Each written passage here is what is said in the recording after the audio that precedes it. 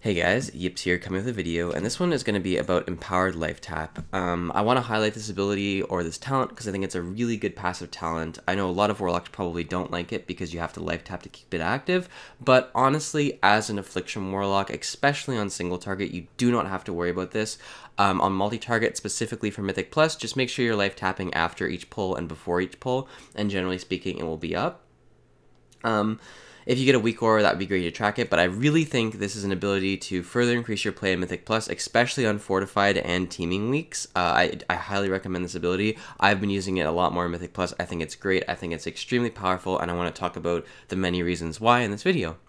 So first, let's talk about why it's a little bit better than Contagion, especially on multiple targets. So with Contagion on multiple targets, the way that you have to play is you have to spread out your UAs. You have to, otherwise your dots don't do that much damage. So when you cast Seed of Corruption on the opening pull and you get all your dots out, the way you're going to be playing, as I've shown you before, is you spread out your UAs to spread out your Contagion buff. And this is fine as long as you have soul shards. If you're out of shards and you don't have any UAs to spend and the trash doesn't have that unstable affliction debuff on them, they're not going to be gaining that 15% increased damage from the contagion, right? So a lot of the times your dots will be on the targets and you're not going to have that 15% increased damage. And on a trash pull, yes, unstable affliction does make up a good amount of your damage, but the vast majority is actually coming from corruption and agony on really big pulls. Not the vast majority, but a good portion of your damage is coming from those two things combined.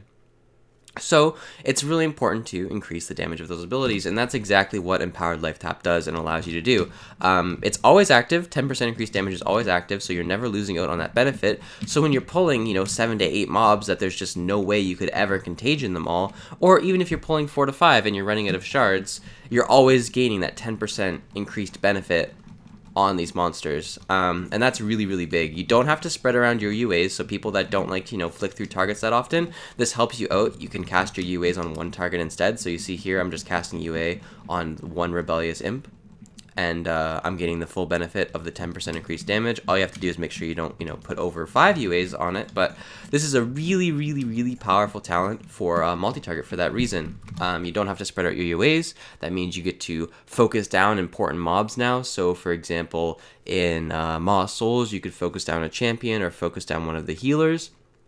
You don't have to spread out your unstable afflictions and feel like you're losing benefit if you don't. It's not dependent on your soul shard count, so if you're out of shards on a trash pull, you're still going to be gaining 10% benefit on your dots baseline. So overall, it's just a super, super strong ability, and you really don't lose that much on single target. So I highly recommend you guys try Empowered LifeTap out in your Mythic Plus runs. I think it's going to benefit you a lot, especially if you're not too comfortable with Contagion. I do still think Contagion is very good on tyrannical weeks where there's not that much trash, especially in dungeons like, I don't know, Upper Karazhan or something like that. But Empowered LifeTap in a lot of dungeons, especially on Fortified, you're going to be gaining so much damage on your Corruption and Agony, it's definitely going to make it worth it. So hopefully you guys try this talent out.